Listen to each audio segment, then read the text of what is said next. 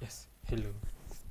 Yes, my name is Duncan Jomo, and my partner's name is Duncan Kyoko Msangi, and we'll be presenting for the importance of African culture within the construction and industry.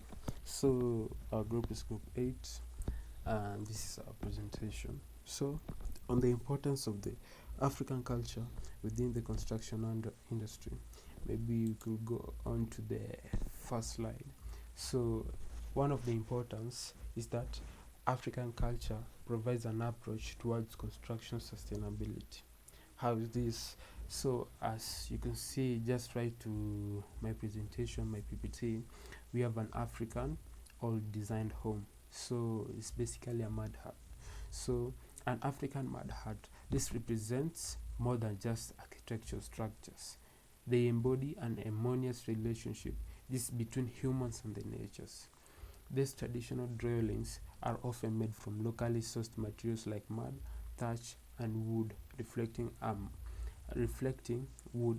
a sustainable approach to construction that has adapted to the that that's adapted to the environment. The design of the mud huts take into account factors such as climate, available resources, and cultural practices, showcasing a deep understanding of this surrounding with the current environment ecosystem. As you can see, we have this is basically a mud hut, but it incorporates the ways that Africans lived at the ancient times. As you can see, it's made up of soil, wood, and thatch grass, which are basically natural resources, which are basically the natural resources available readily available within the society, and they pose no threat to the environment by causing any form of pollution. They're just harmons we how will I say they're just harmfulness, and they are more reconstructive as compared to our modern way of living and design. So, on to the next page, a continuation. However, despite the impact of colonization, there has been a resurgence of interest in traditional African architecture and sustainable building practices in recent years. Many architects, scholars, and communities are discovering the value of mud huts and other vernacular architectural forms as sustainable alternatives to modern construction methods. This revival not only reflects a desire to reconnect with our cultural heritage, but also acknowledge the wisdom and inherent in traditional practices that promote harmony with nature. In this way, while colonization may have stunted this evolution of African society in some respect, there is hope for revitalization of these African traditional knowledge and practices that can contribute to a more sustainable and harmonious future with zero fumes, zero with zero pollution to the environment, thus forming a sustainable way of living. On to my next page. The another importance of African culture in our industry is the building of a climate responsive design.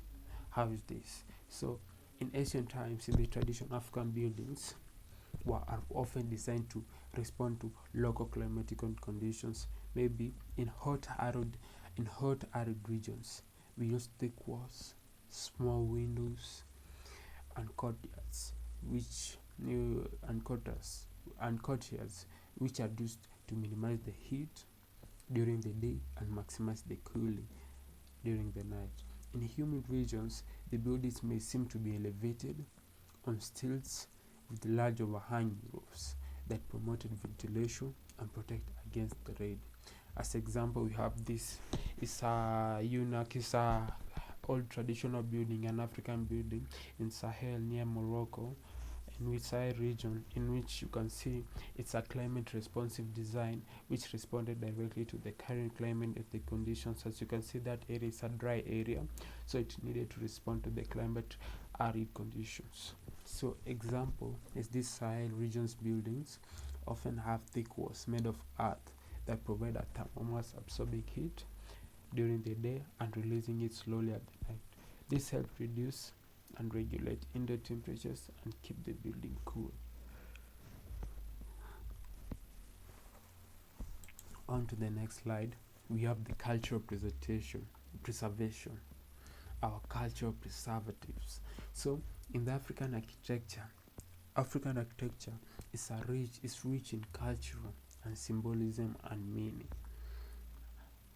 We have the traditional motifs and patterns and decorative elements which we often incorporate into building designs. This reflects the local beliefs, customs, and social structures.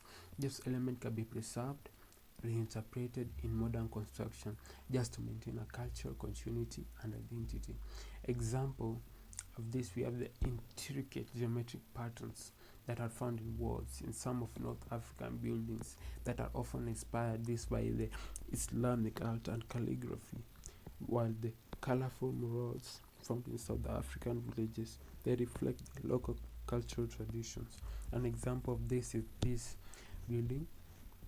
It's a building in Morocco which was influenced by the Islamic art, a traditional building influenced by the Islamic art and the calligraphy. As you can see, the walls, the wall texture, the walls carvings, and the PV, the permanent ventilations of the doors, and the way they used to carve the arcs between the doors. So maybe on to the next page.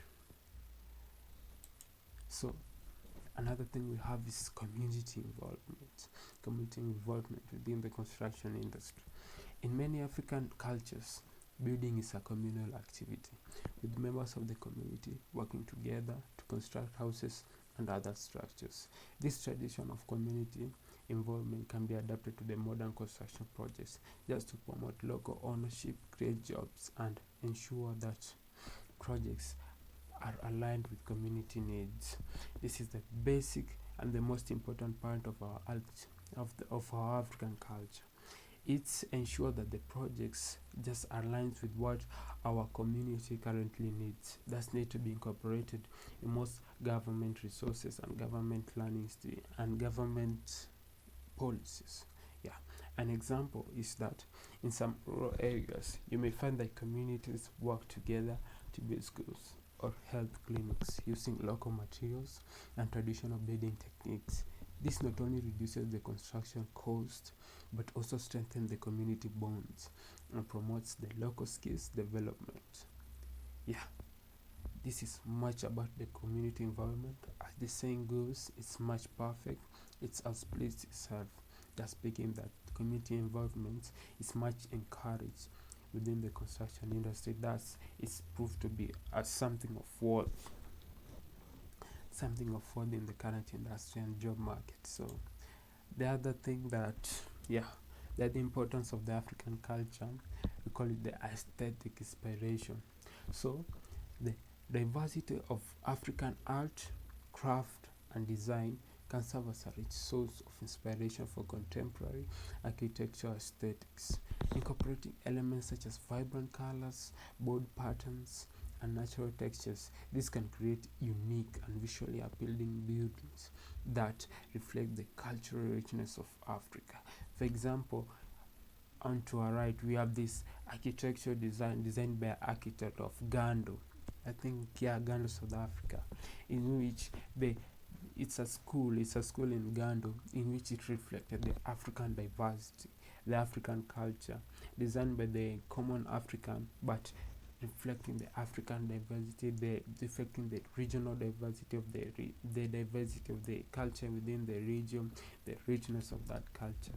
So example are some of the contemporary architects are drawing inspiration from traditional African building forms, such as the circular forms of some rural dwellings, to create innovative and sustainable designs which are much more attractive and much more replenishing, with sustainability aspect being incorporated.